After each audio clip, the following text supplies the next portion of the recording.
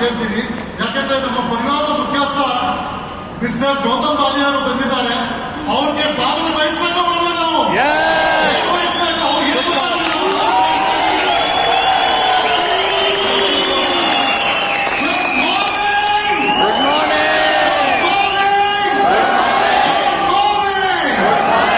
ಇವತ್ತೊಂದು ದಿವಸ ಬಾಲಿ ಅವರು ಸ್ವಂತ ಅವರ ಪರಿವಾರವನ್ನು ನೋಡಬೇಕು, ಅವ್ರ ಪರಿವಾರದ ಹತ್ರ ಮಾತಾಡಬೇಕು, ಮುಂದೆ ಆ ಪರಿವಾರಕ್ಕೆ ಏನೇ ರೆಡಿ ಮಾಡಿಟ್ಟಿದ್ದಾರೆ ಮುಂದಕ್ಕೆ ಭವಿಷ್ಯಕ್ಕೆ ಅಂತ ಹೇಳಬೇಕು ಅಂತ ಸವಾಲ್ ಬಂದಿದ್ದಾರೆ. Thank you so much sir, thank you so much. Next ನಾನು ಸ್ವಾಗತ ಬಯಸ್ತೀನಿ ನಮ್ಮ ಪರಿವಾರದವ್ರಿಗೆ, ಎಸ್ಪೆಷಲಿ ಯಾರಿಗೆ ಅಂತ ಹೇಳಿದ್ರೆ ರಾತ್ರಿ ಎಲ್ಲ ಟ್ರಾವೆಲ್ ಮಾಡ್ಬಿಟ್ಟು ಬಂದಿದ್ದೀರಲ್ಲ, ರಾತ್ರಿ 9 ಗಂಟೆ ಟ್ರೈನಲ್ಲಿ, ಬಸ್ಸಲ್ಲಿ, ಕಾರಲ್ಲಿ, ಬೆಳಿಗ್ಗೆ ಇಲ್ಲಿ ಬಂದ್ಬಿಟ್ಟು ಸ್ನಾನ ಮಾಡೋಕ್ಕೆ ಜಾಗ ಇಲ್ಲ, ಎಲ್ಲ ರೆಡಿ ಮಾಡ್ಕೊಂಡು ವೆಸ್ಟರ್ನ್ ಯೂನಿಫಾರ್ಮ್ ಮಾಡ್ಕೊಂಡು ಬಂದು ಕೂತಿದ್ದೀರಲ್ಲ, ಅವ್ರಿಗೆಲ್ಲ ಸರಿ ಥ್ಯಾಂಕ್ ಯು ಸೋ ಮಚ್. ನಾನು ಕೆಲಸ ಮಾಡಿ ನನಗೆ ಗೊತ್ತು ಆ ಕೆಲಸ ಎಷ್ಟು ಕಷ್ಟ ಅಂತ. ನೀವೆಲ್ಲ ನಮ್ಮ ಕಾರ್ಯಕ್ರಮ, ನನ್ನ ಪರಿವಾರದ ಕಾರ್ಯಕ್ರಮ ಅಂತ ನೀವೆಲ್ಲ ಓವರ್ನೈಟ್ ಟ್ರಾವೆಲ್ ಮಾಡಿ ಬಂದಿದ್ದೀರಾ.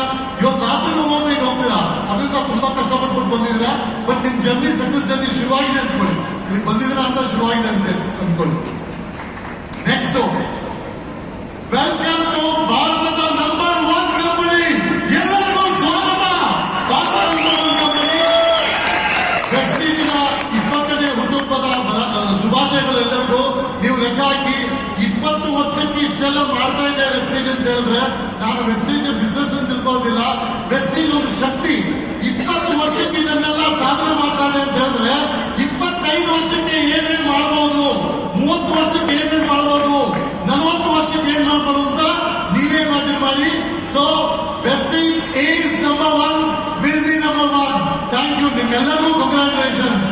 ನಾನು ಈ ಬಿಸ್ನೆಸ್ಗೆ ಬರ್ಬೇಕಾದ್ರೆ ನಾನೆಲ್ಲೋ ಕೆಲಸ ಮಾಡ್ತಾ ಇದ್ದೆ, ಒಳ್ಳೆ ಪೊಸಿಷನ್ ಕೆಲಸ ಮಾಡ್ತಾ ಇದ್ದೆ, 1.5 ಲಕ್ಷ ಸಾಲನೆ ತಗೋತಾ ಇದ್ದೆ, ಜೀವನ ಚೆನ್ನಾಗಿ ನಡೀತಾ ಇತ್ತು. ಒಂದು ದಿವಸ ನನಗೆ ಬೇಕಪ್ ಕಾಲ್ ಏನ್ ಬಂತು ಅಂತ ಹೇಳಿದ್ರೆ, ನಮ್ಮ ತಂದೆ ಹತ್ರ ಮಾತಾಡ್ಬೇಕಾದ್ರೆ ನಾನು ಹೇಳಿದೆ, ನಾನು 1.5 ಲಕ್ಷ ಸಂಬಳ ಅಂತ ಹೇಳಿದೆ. ರೆಂಟ್ ನಿನ್ ಬರುತ್ತೆ ಅಂತ ಕೇಳಿದ್ರು, ಸಂಬಳದಿಂದ ಅಂತ. ಮಕ್ಕಳ ಎಜುಕೇಶನ್ ನಿನ್ ಬರ್ತೋ ಸಂಬಳದಿಂದ, ಅಥವಾ ಏನಾದ್ರು ಆದ್ರೆ ಸಂಬಳ ನಿಂತೋದ್ರೆ ಏನ್ ಮಾಡ್ತೀಯಾ ಅಂತ ಕೇಳಿದ್ರು. ಆವಾಗ ಒಂದು ಹೆದರಿಕೆಯಿಂದ ನಾನು ಯೋಚನೆ ಮಾಡಿದೆ, ಬಿಸ್ನೆಸ್ ಶುರು ಮಾಡಬೇಕು.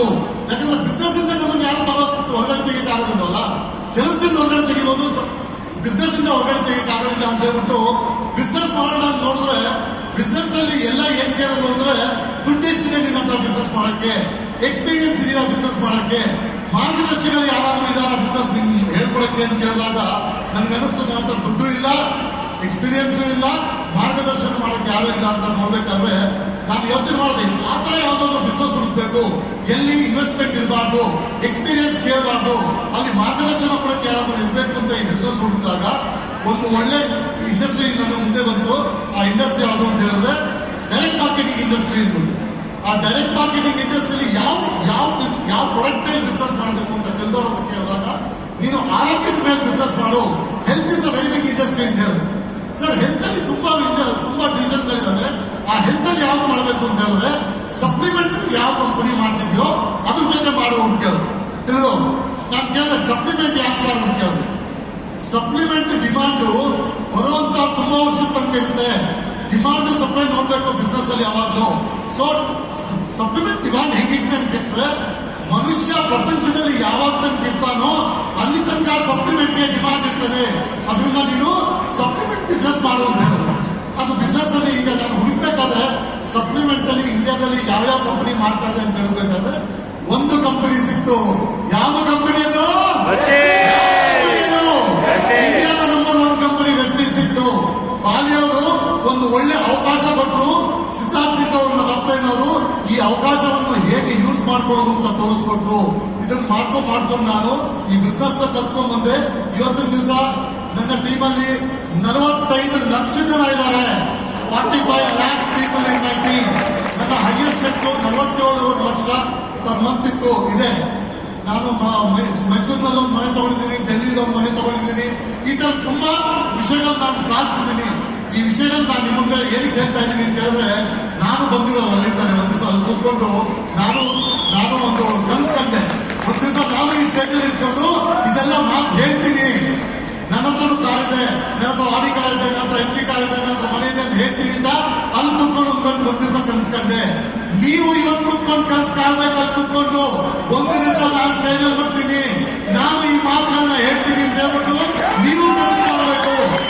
ಇದನ್ನೆಲ್ಲ ನೋಡ್ಕೊಂಡು ಈ ಬಿಸ್ನೆಸ್ ನಾನು ಶುರು ಮಾಡಿದೆ. ಈ ಬಿಸ್ನೆಸ್ ಶುರು ಮಾಡಿದಾಗ ಶುರು ಮಾಡಿದ್ದು ಮೊದಲನೇ ದಿವಸ 2 ಕೆಲಸ ಮಾಡಿದೆ.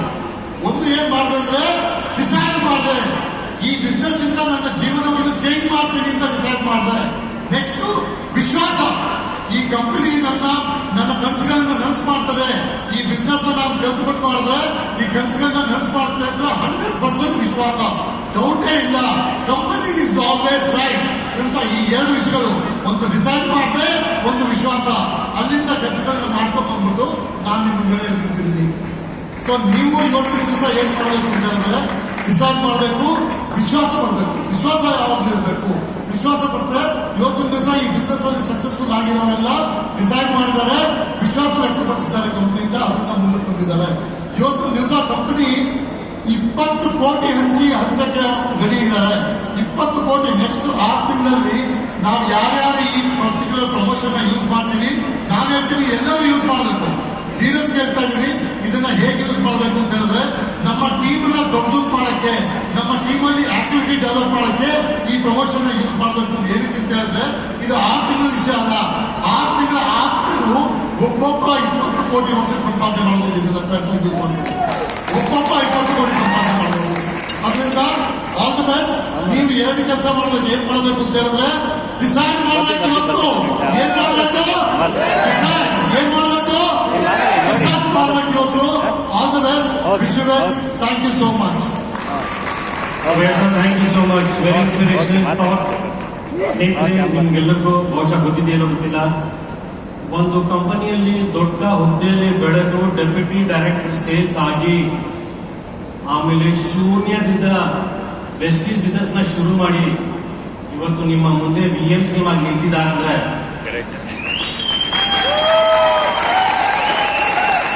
ಒಂದು ಜೋರಾದ ಚಪ್ಪಾಳೆ ಆಗಬೇಕು.